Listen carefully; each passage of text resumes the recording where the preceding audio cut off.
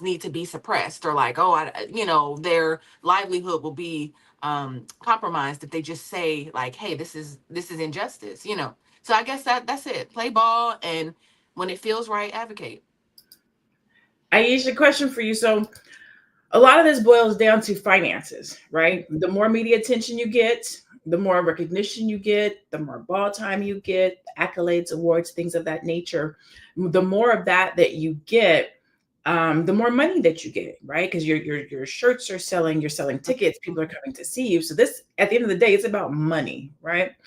What types of or what steps can Black women and or Black athletes take to ensure that they are getting the financial recognition that they deserve, right? So let's say they might not be getting it on the court by way of media and things of that nature, but what other things can they do financially to support themselves? That's such a great question. And I thought about that too, because at the end of the day, we also get upset because we know that um, one person is going to get more financially rewarded than the other based on what is happening. It's just the natural course of things. And then, so what do you do?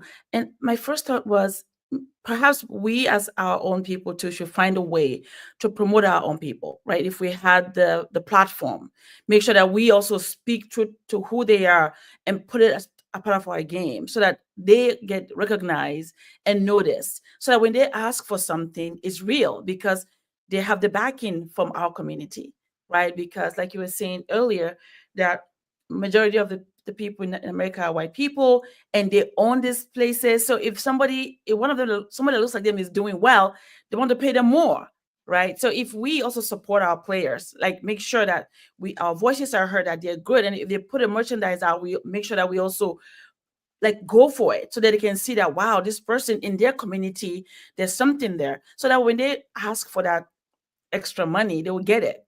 But if we don't support them in that space, then it's easy for those people in charge to focus on those people that look like them and keep rewarding them more and more and more. Right? It's very tricky. I get that too as a person that wow, it might be tricky because we say, well, this person is doing better because we can put them in, we can get the money back that we need. And if we put you, we won't get the money. So we have to support our players, make sure that they're heard, and whatever they put out, we support and we're right behind them. So that way they cannot deny that, you know what, if they put content out about these people that look like us, we support them wholeheartedly.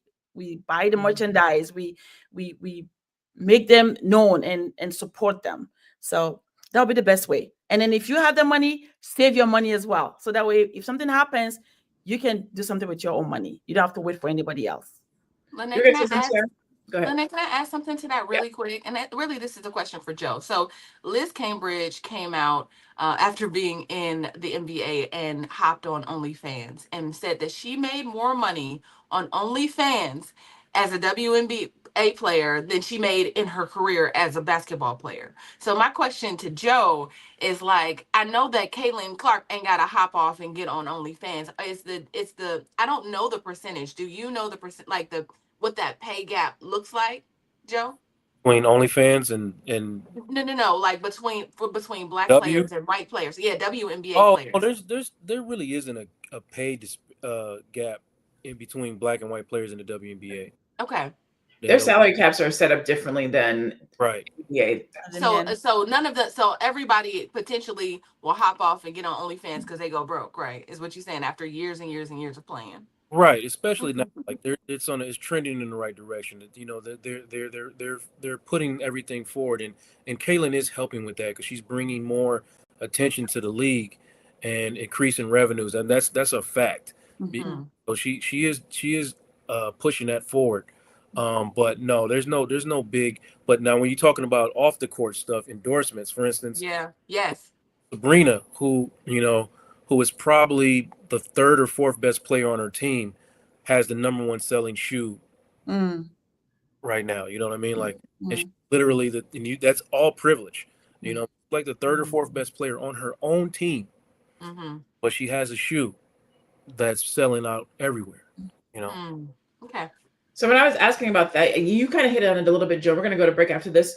Is what are they doing? So I have always felt like Black athletes, because those are the ones I care about, should, when they are recruited, they should also be recruited with a Black financial consultant. Because if you're not making the money that you need to make on the court, then there's endorsements, yes, but there's investments, there's property, there's other ways for your money to grow, businesses and things of that nature. Because we know you can only play for so long. We know your money is only good for so long, and you're only one knee tear, ACL tear, one injury away from not having the money. So there are opportunities that are available outside of that. And I think one of the things that I have heard, correct me if I'm wrong, Joe, is that when you go into, when these players get all this big money, these organizations hire their support team around them, and usually they don't look like us. And they charge them and take astronomical fees from them to go and feed their families. So you have this Black player who is now supported by a white lawyer, a white financial person, a white that then eats off of this Black player. When really we should be surrounding these players and helping them to not just make the money that they make on the court, because we know that the system itself is rigged and set up against them, but to also be thinking about how they make money outside the court, off of the court, whether that's through endorsements, investments, etc. We're going to take a quick break, and we're going to come back and continue this conversation. I know you're busy, you got things to do, and you can't take us on the go with you every single day. Good news for you. We are now on Spotify. So if you can't watch us, now you can listen to us on Spotify.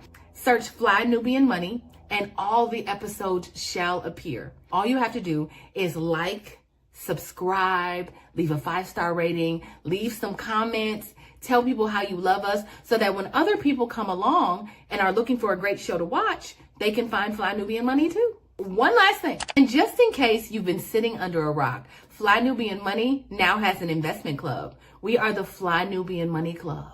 It's easy. All you have to do is go to flynubianmoneyclub.com, and I am committed to bringing in top experts from all industries to help you level up. They're teaching us the skills that we need to compete in this market.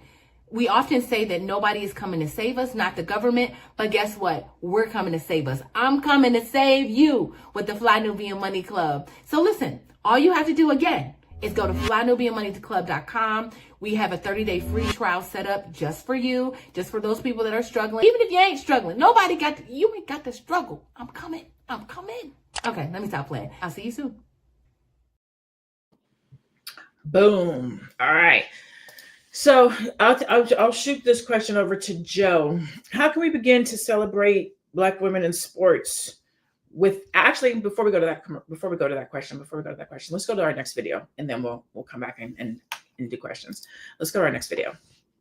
Talk about this specific championship season and the championship game. Paige Beckers was the face of that game. She was the person who was on the front page of ESPN. She was shown all over, but she did not have a great game. She shot 36% and scored 17 points. Meanwhile, 2 Black women on her team outplayed her and contributed more to UConn's win. You had Sarah Strong, who had 24 points on 67% shooting and 15 rebounds. And you had Ozzie Fudd, also, who had 24 points on 53% shooting. So these 2 were literally and figuratively the stars of the game. The stars of the game, but they did not get the headlines. You did not see their faces when you opened up most sites, particularly ESPN is who I'm calling out right now. And so this is what shows bias in media bias. And so while I believe the people who made the decision to put Paige Beckers on there doesn't mean that they're racist. It doesn't mean that they probably didn't actively decide, like, we're going to put the white girl there and forget the Black girls. Bias is not a thing that typically acts consciously. It's you put the person that you relate to, that looks best to you, that you're drawn to. And typically you're drawn to someone who is similar to you. That's who you think about, right? That's all of us. And so on too. And so you have DEI initiatives that will make you say, the last 12 cover stories we did, guess what? It was a white person who was the cover of it, even though there's, how many Black players or how many Latino players or how many Asian players or whatever. And so it just reminds you to pay attention, to be fair, to work against your natural bias that we all have. That's all it does. You look at something. Man, oh my, Joe. Now I can ask this question. What Mhm. impact does social media bias have on Black women's mental health, especially when their achievements aren't properly acknowledged? Two Black women outscored, outperformed, did the work, and didn't get the same media attention as Paige got, who scored less and performed not less, but not as high as the two Black women. What does that do? What does that say? To be honest, y'all are more qualified to answer that question than I am, because that's an everyday occurrence, right? That's not nothing new. I can tell you how me watching it affects me as a black man who supports and believes in black women, and I don't like to tolerate what I see. It's very disheartening. It's frustrating, and especially when I see like grown black men contributing to the narrative that these black women either control the way they present or show up differently in order to become marketable, which we Mhm. just proximity to whiteness. So it's extremely frustrating, and I have observed. I consume so much WNBA media. I know how it's affecting them. It's extremely frustrating. Um, to be constantly over and over again belittled for your accomplishments, your hard work, and just constantly being put down because you're either black or queer. So it's extremely frustrating. But I like I said, you are more qualified than I am to answer that question as a Okay. black. Okay. So I was asking from a psychological standpoint as a psychiatrist, as a therapist, but let me ask a Black woman. Tiara, how do you think that sports media bias helps or hinders Black women's careers and their financial opportunities and or their mental health?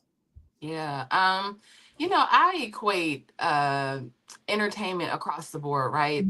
To me, sports entertainment is just like Hollywood entertainment, is just like music industry. Like it's all kind of like the same to me. And it all has the same overarching themes of that bias, right? Where we don't see black women, black men represented in a way that they should. It's disproportionate. And so again, it just reminds me that how important it is for us to create spaces like this where we have black people continuously lifting up and talking about black people, and also just shining a light on diversity of black people, like the kinds of black people that exist, like that we're not all a monolith, which I often say, but it does, it just we gotta be the ones to shine light on our own. And I think that that's just important. Like she was saying, she said something that hit the nose on the head for me, or hit the nail on the head for me. She said in those spaces, they're just going to gravitate towards the people that look like them. That is so common. Let me be somewhere and I see I see some pictures. I'll be like, "Ooh, look at the black girl. Let's use this one because black girl magic," right? It just means that we there needs to be more of us maybe doing that Ooh. same thing and promoting. I don't know if there needs to be more of us in those spaces, because it's tough for us to be in those spaces, like that's a whole nother conversation. But I think that when we get the opportunity to also, like I said, we just need to be in those spaces and shedding a light on our own. I like that. In those spaces, I'm writing my notes so I can come back to another question. Mhm. Aisha, so we're talking about I kind of piggyback a little bit on what Tiara was talking about, like being in those spaces, right? When you are in those spaces as an athlete and you see another athlete, you see, hey, says, I see you. We're dealing with the same thing. We're going through the same thing. I recognize that you're not getting the love and support that you're supposed to be getting. I see how they letting these others get in front of us, and so there creates this opportunity for collaboration because we understand each other. There's like-minded. When I do events, I'm going to go and grab people most of the time who look like me, but also who have a like mind, because that's the best way to collaborate. So what do you think, or how do you think that Black athletes, specifically women, because that's what we're talking about right now, can collaborate to create and or build more opportunities for themselves, regardless of how the media portrays them and what's going on in the WNBA? What are some ways that they can possibly collaborate to buck up against the system, if you will, through coming together? Yeah, I think just when Jerry was speaking, I was thinking about the whole aspect as well, and trying to understand the fact that it's just a natural bias, like from that video, that you will want to work with people that have the same values like you, look like you. It's easier. It's an easy thing to do, right? But a lot of times we have to try to work against it, but it's hard when you're in a place where it has to do with money. At the end of the day, it's about money and representation. So how can the girls that look like us that are playing this game, how can they work together? I think it's awareness, right? Now they're aware that this is happening. And the sad thing is the media is trying to put them against each other, where perhaps there'll be collaboration, even with the allies, will be a good thing. But then the negativity starts to push in, and then it gives you that negative, maybe side thought in your mind all the time, which you don't really need. You want to just focus on what is good. To me, I believe if they come together, maybe our sisters, if they come together and say, listen, this is happening around us, and we know that. But at the same time, as we play this game, we know that we have allies that don't look like us. Well, how can we make sure that whatever they're doing and getting, that we as well find a space where we can talk about how we can do the same and support each other, where we're not going against each other so much and make it public, right? Because they are very good at that. They know how to play that, where maybe they might be disagreeing on the outside, but when they come outside, there's a unity, right? That they portray with this, they bring that face together. So we can do the same. So the allies that we work with that don't look like us, let's learn from them. What are they doing differently? That doesn't mean that they are our saviors. It's just that there's something that they're doing that the whole country is buying. Well, let's see what it is. And then we as a group as well, we can do the same thing in our own way. So when we come together and come out in public, we have a united front, right? I think that will make a big difference because people can read us. They can see if we're working together or if we're trying to outdo one another. They can tell. And if they feel that, it's easy for them to go to the other space where they fight in the back, but in the front, in public, they have a united face, right? And they're smiling and being kind to each other while we might be upset with each other. We have to find a way to make sure that we are united. No matter what game we play or who is just have a united face, that will be a game changer. I like that. Let's go to some stats around the mental health that we have. If we can get those up. So, the mental health impact of stereotypes in sports. The American Psychological Association reported that Black athletes are disproportionately affected by mental health challenges, with 72% experiencing stress due to racial stereotyping in the media. That's so long. That's a lot. That's a high number. Racism in women's sports. A 2022 survey by the Pew Research Center revealed that 40% of Black athletes report experiencing racial discrimination in their career, with the majority pointing to media bias and racial stereotypes as key barriers. The financial impact of unequal representation. In 2021, Black women athletes were found to receive 28% less in sponsorship deals than their white counterparts, according to a report by Sports Business Journal. Black athletes are increasingly monetizing their brands through endorsement and media deals. A 2023 study showed that Black women athletes represent 5% of the sports endorsement market, despite being crucial to sports culture.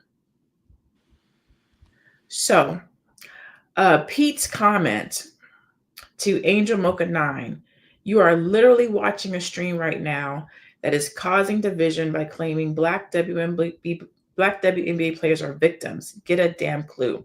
We literally just showed you the clues. We're not victims.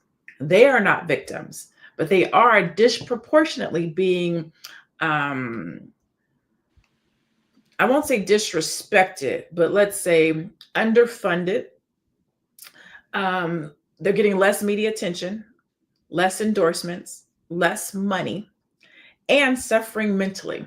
So we're not saying they're victims, but we are saying that they're going through something. Say it again, Yeah, it's Tara. just the truth, right? 72%. It's the truth. 72% said that they are experiencing mental health issues due to stereotypes. But yeah, bring it up again. I'm sorry. Just But for also the people in the media. back. with 72% experiencing stress due to racial stereotyping in the media. Come Media. on. The media. Let's not act like this is not happening. We live in Exactly. America and we are well aware of that, right? We're just it's important for us to have these conversations, Pete. So if you don't understand that, you gotta go. Right? You don't Well, it's understand why Pete we're here having Samuel. these conversations. You gotta you out of touch. You out of clue. Exactly. Right? Because Well, truth You gotta matters, right? Pete's Truth not out of matters. touch. Pete is the consumer of the NBA WNBA. He's one of the white majorities who thinks that the blacks are there to perform for him. My concept is that Pete is a white man sitting behind his computer somewhere saying, as a black athlete, you make money, go play ball. I think his comment said the white girl will put you on her back and save you and the league. Go, Pete. You're so funny. Mhm. And Pete take is funny. accountability. Yeah. Okay. All right. So we'll have a break and then we'll come back and we'll dive deeper. Are you a black business owner looking to expand your reach? Well, has Fly Nubian Money got good news for you? We are building a black business directory to connect you with customers who need your services. And here is the best part. It is absolutely free. Email us at info@realvirtual.net. Send us your business name. Tell us a little bit about what you do, what services you offer, your website address, and your contact information. That's it. Together, we are going to build and circulate the black dollar. Get listed today and start connecting with people who are probably already looking for you. Pete, there's no shutdown. We just want to educate you, my love. That's all. No shutdown. No, We live hey, this life. We know. So we don't have to argue. There's no need to bicker, go back and forth with somebody who does not know, who is not educated, who's giving opinions. If you are not a he's black woman, trolling. you're not He is placed, trolling. then you can't speak to this. But let's go to our next video. Yeah, let's do Yeah, it. one more video before we get up out of here. Let's do it. Fam, what's up? The squad is your favorite auntie with Uncle 10 this season. I've been hearing the back and forth, and I wasn't going to say anything, but it keep coming across my timeline, so I'm just going to say this. Follow me, fam. WBCA Naismith Parade, National High School Player of the Year. McDonald's All-American, Parade All-American. Gatorade South Carolina Girls Basketball Player of the Year. Two-time WNBA champion. WNBA Finals MVP. Two-time WNBA MVP. Two-time WNBA Defensive Player of the Year. Best WNBA Player ESPY Award. Five-time WNBA All-Star. WNBA Rookie of the Year. WNBA All-Rookie Team. Three-time All-WNBA First Team. All-WNBA Second Team. WNBA All-Defensive Second Team. Two-time WNBA All-Defensive First Team.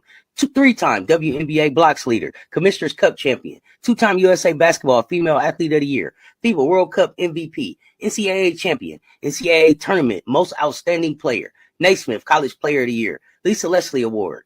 Three-time consensus first team All-American, third team All-American, three-time SEC Player of the Year, two-time SEC Defensive Player of the Year, four-time first team All-SEC Honda Sports Award, SEC Freshman of the Year, SEC All-Freshman Team, most decorated athlete of any sport in South Carolina, including the first National Player of the Year selection in women's basketball, and that was unanimous, first three-time SEC Player of the Year in league history, program's first four-time All-American, three-time first team All-American, and four-time first team All-SEC selection. Hold 86 school records, 11 career marks, 166 top 5 entries, number 1 overall pick in the WNBA draft, first top pick in program history, sixth in the SEC history, top team scorer, and second leading rebounder on the national championship season. New York Times best-selling author. She got her own statue. And my favorite achievement of all, lifetime Girl Scout. If y'all don't know who I'm talking about by now, I'm talking about Miss Asia Wilson. I call her two-time because she did everything good, seemed like at least 2 times. Come on, y'all. Jealous of who? For what? Jealous of who? For what? Man, y'all cut that out. So Joe. they were talking about her, Caitlin, right? Like Her Caitlin Clark. accomplishments. Mhm. So the question is to Joe: why is it so difficult for Black women in sports like Asia, Asia, read through her accolades, to be recognized and celebrated without race? No. Why is it so difficult for her to be celebrated the question, the way it's asked here, says without race playing a role in the media coverage. But I don't even think it necessarily has to do with race playing a role in the media coverage as much as it is as media does not want to hype up, big up, fist bump a Black woman. But that's my take. Why do you think it's difficult for Black women in sports to be recognized and celebrated?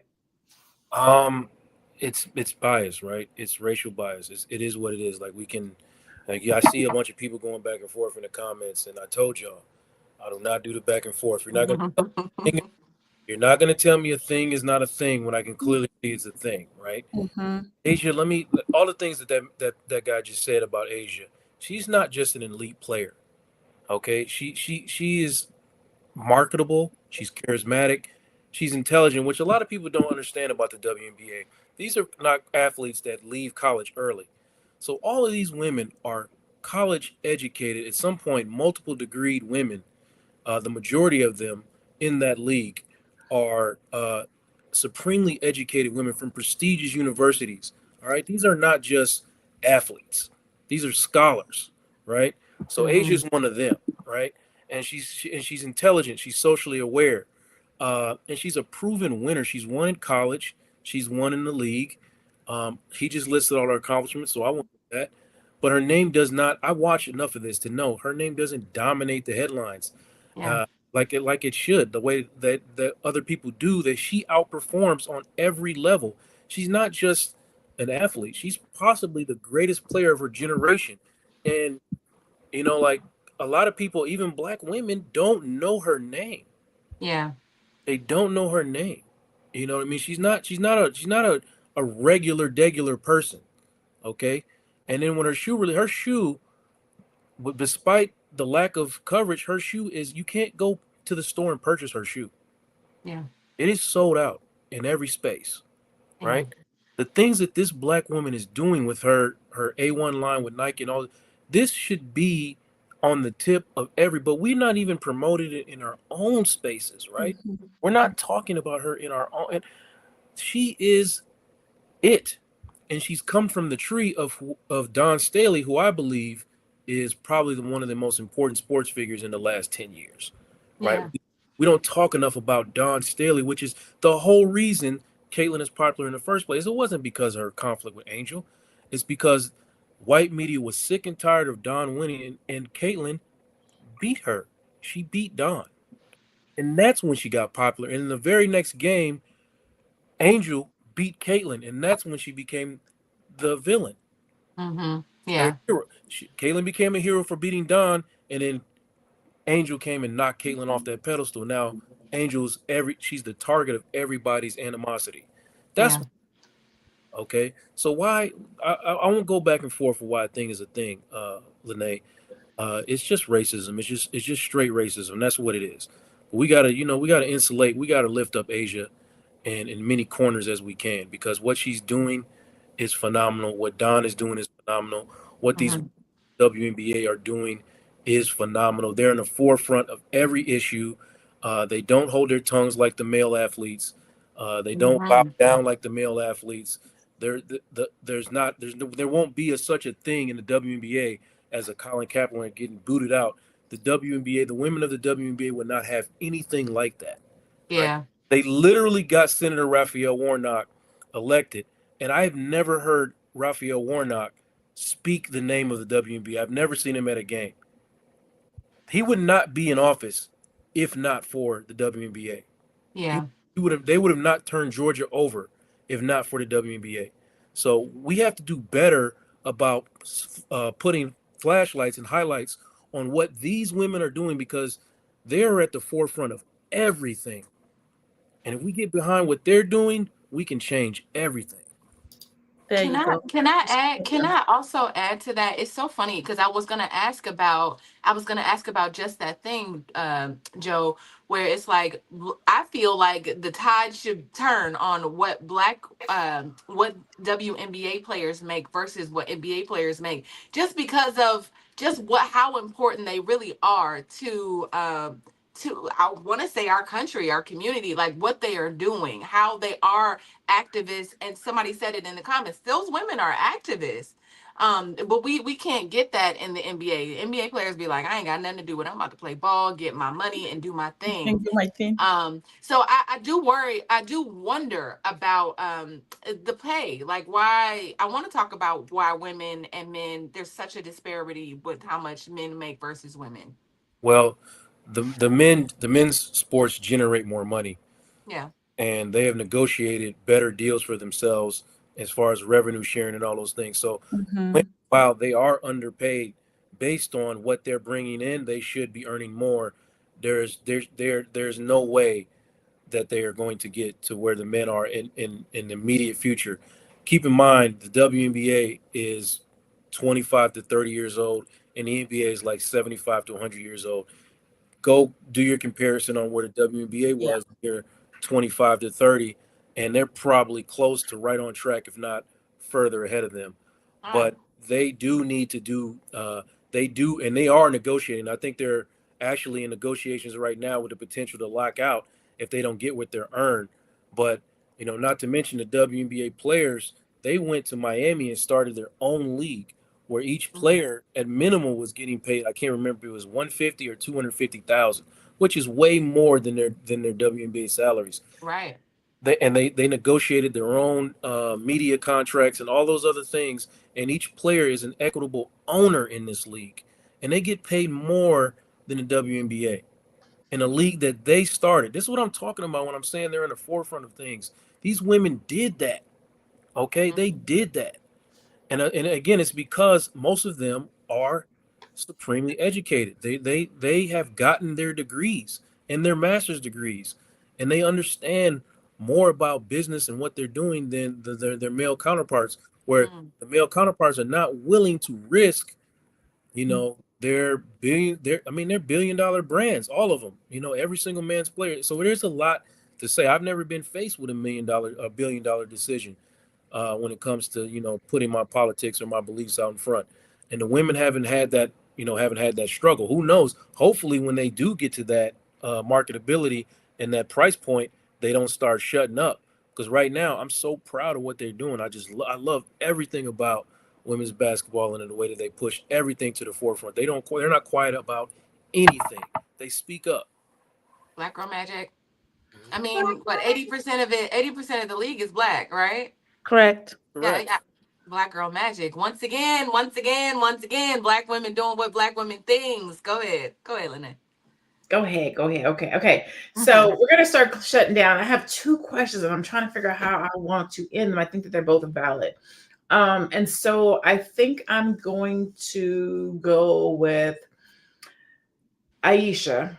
I'm going to ask you the question. You can answer it, and then you can close out, tell people how to find you, and give your final thoughts. And so, the final thought question for you is: how can we begin to celebrate Black women in sports without reducing them to a stereotype of pain or struggle? A little bit of kind of like what people were saying. You making it sound like they're a victim, right? But when you see, it is not that they're not a victim. It's not that they are or they aren't a victim. We see the accolades. We know what they do. We know how important they are. Joe just talked about how educated they are and the things that they're doing. So, what are ways that we can celebrate these Black women in these spaces without reducing them to a stereotype of pain or struggle? Great question. Yeah, well, what a great conversation today. And my final thought with that question is it's unfair. It's unfair when people do a great job and work hard and you see what they've done and they're not recognized or given enough credit for what they've done, or they're giving credit but not compensated to equal what they've been putting out, right? And it just makes you say, wow, it's unfair. So how do we try to remedy that? And not say, oh, it's because of victimhood, because it's not victimhood. These women are there working hard, they're educated. Then the next thing for us to do is support them. So when these women are out there doing things like Joe was mentioning, that we should be very vigilant about that and see what it is, so we can really pour into them. So they know that what you're doing is good and we want more of it. So we can duplicate this and make it something that is real and tangible. Because otherwise, we'll keep going back to the same space where the majority of what we are already experiencing repeats itself over and over again, right? But I just feel that if we continue to just support their ideals, like was mentioned, and just keep being there for them, showing up for them as well. So when you're just talking it, we're actually putting our actions behind it and supporting them and making them known. So that will make a huge difference. And that's how, to me, I think I can support. Like now, I know more about Asia. I didn't know about her before. Now I'm going to be more focused and intentional to make sure that if she has anything out there, I want to make sure that I do something to support her, right? And you can find me at the Black Business School as a coach, and also www.aishaverzi.com. And my final thing is, today is my daughter's 13th birthday. Happy birthday, Elizabeth. Happy birthday, Birthday, Elizabeth. Elizabeth. Awesome. So I'm going to give two of us one of the questions and two of us the other question. So the other question is, what steps can we take as fans and supporters to help Black women athletes secure the media coverage and respect that they've earned in the face of these racial dynamics? I'm going to give that one to you, Joe. What steps can we take as fans and supporters? Because you're already doing this work. So what can, for those of us who do not know, who don't know how to show up, what can we do to support and help Black women to secure media coverage and or respect that they've earned in the face of these racial dynamics? You know what's frustrating for me is when I talk to young female hoopers and I start asking them questions about the WNBA and they have no idea what I'm talking about. So how do we got to get this next generation of basketball players, not just females, basketball players to these games? Because I promise you, I go to these games frequently, and they are a whole vibe. All right, it's so entertaining, and the players have stories and storylines that are important, and we just have to be on the lookout for these type of things, and we have to, watch. We just have to watch, and then and tap into the media outlets that they have. Angel has a podcast, and she's not the only WNBA player with a podcast. But tap into what they're doing and follow these storylines, and not just because, you know, not just for any old reason. They're actually interesting. You know what I mean? Like they have real life stories, and I promise you, especially if you're a Black woman, you will align with what they're doing. Let me just talk about the WNBA for a quick second. Like, look, under celebrated, under promoted, undervalued. Does that align with you as a Black woman? Let's be clear. You know what I mean?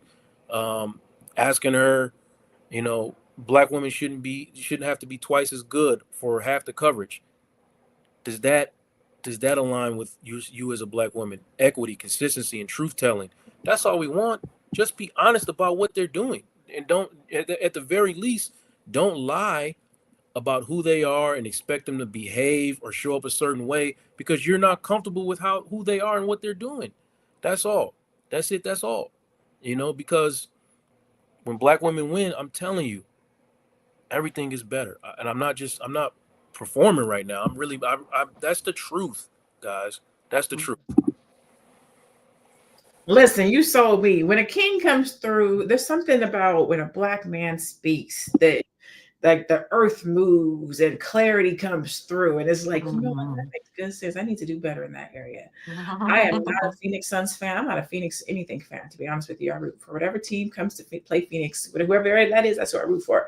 But I think I'm gonna start showing up for. I can't even think of that. What's our WNBA team in Phoenix? The Mercury's. I'm gonna start showing up. I'm gonna at least represent the Mercury's. I'm a LA Rams football fan because that's my hometown. So I rocks with the Rams. So that's my football team, but I might go ahead, and I really do like the Lakers, but I think I'm gonna go ahead and rock with WNBA Phoenix. Go to a game. I'm challenging, and tell me you don't have a good time. Just go. Okay, I'm gonna do my part. All right, Miss Black Hollywood, our executive producer, you have the two questions. Which one you want? I'll take the other one. How can we begin to celebrate Black women in sports without reducing them to a stereotype of pain or struggle? You can take that one, or you can take what steps can we take as fans and supporters to help Black women athletes secure the media coverage and respect that they've earned? Which one you want?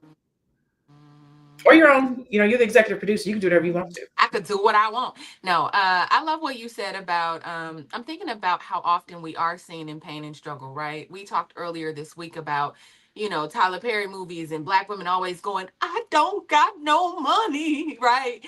Or whatever it is, or them needing a light-skinned savior, or all the things. And I think that, just when it comes to representation, Black women are not a monolith. We are not all twerking. We are actually doing some really powerful things in the world. And I think it's just meant to be celebrated. I believe that we, just as a storyteller, I believe that we've really like embraced and as a community, like embrace the negative stereotypes and stories. So I just challenge us all to just really think about and be mindful of the Kool-Aid that we drink and where we get the stories from about our own women. Yesterday I was just looking at somebody, I was scrolling, and I saw somebody say, Black women don't do this. And it was like a picture of somebody. I was like, I got time today. So I got on there and was like, actually, Black women do this and this and this and this. And really, I don't typically do that, but I do feel like we have purchased a story that is not our own. It's come from outside sources. It's come from other, our oppressors, if you will. It's come from, other voices. And I think we just buy it and be like, yeah, Black people aren't shit. Like we just take it with us. So I would just challenge you to really just dissect what, if you believe what Pete believes, who I had to block, and I don't block people, but if you believe what Pete believes, then you don't belong in this space. But I challenge you to really just like understand why you think that way, why you believe that way. Why, like really challenge you to look outside of your scope and try to look objectively about like the stories that we've been sold. That is my final thought. My name is Tiara Williams. I'm also known as Miss Black Hollywood. I am a producer and also an expert in story selling. So this weekend, I have a 3-week workshop that is starting. It's called The Art of Story Selling. I am helping people wrap their stories around a product or around a brand, and helping you attract your tribe, your customers, and the people that are meant for you. So if you are interested, please go to missblackhollywood.net and sign up. We do have payment options for y'all. So I got Klarna and Afterpay. Come and spend 3 weeks with me. You have access to me for 3 weeks to get your life together. 24/7. You got access to me for 3 weeks to write your story. And I want to help you do that. So missblackhollywood.net. Listen, this has been a great conversation, and we're talking about Black women. We're talking about Black excellence. We're talking about resilience, and my specialty, my favorite, which is brilliance. The brilliance and the talent and the drive of Black women athletes, specifically. That's our conversation today. And I'm just going to piggyback on what everybody has already said, and that is really just show up, support. Put your money where your mouth is. Where your money goes, your support goes. How do we help these Black athletes, Black women athletes specifically, which is what we're talking about today? We show up, we support, we buy their merchandise, we listen to their podcasts, we follow them online, we show that they have a community behind them that supports them. Because the sponsors and the media goes where the money goes, right? If a particular athlete starts getting more notoriety in social medias, more fame, more podcasts, the media will start to turn to that person too, right? So we show up and we support, and we let the world, the organization know that this one is ours. This one belongs to us, and we're going to show up and we're going to support the same way we do with these crazy ass entertainers. When something goes wrong and somebody gets slapped on the stage, or somebody, I'm not gonna say anything else crazy. I was about to say somebody get peed on, but I'm not gonna do that. We show up and we support these entertainers. We got to show up and support these our young girls. These are young ladies. We got to show up and support them too, and we do that through our money. We do that through showing up, through tickets, through merchandise, and all we're doing is saying, sis, I see your brilliance. I see the spark in you. I see the talent in you. I see the drive in you, and I want to support it. And so I am Dr. Lene Javed. I am a brand new brilliance strategist and coach. And what I do is I help service-based Black entrepreneurs who have a talent, a skill, a brilliance, a knowledge. I help them to package it so that they can sell it. And so if that's you, if that's something that you need help with, you can find me at I am Dr. Lene Javed on social media. And so for today, thank you for joining us. Black women athletes continue to break barriers, but they still face an uphill battle when it comes to media, recognition, respect, and financial opportunity. We've discussed the challenges that arise from racism in sports media and how it's time for a change. Let's continue to support Black women in sports, demand better representation, and create opportunities for them to shine in ways that reflect their strength, talent, resilience, and brilliance. Until next time, stay empowered and stay informed, and keep working to shift the narrative in favor of Black women. I'm Dr. Najavette. We were joined today by Aisha, Joe, and Tiara. This is Fly Nubian Money. Again, you can catch us here every Monday through Friday at 1 o'clock. Have a blessed day. Continue to be Black, stay powerful, and be one. We'll see you tomorrow.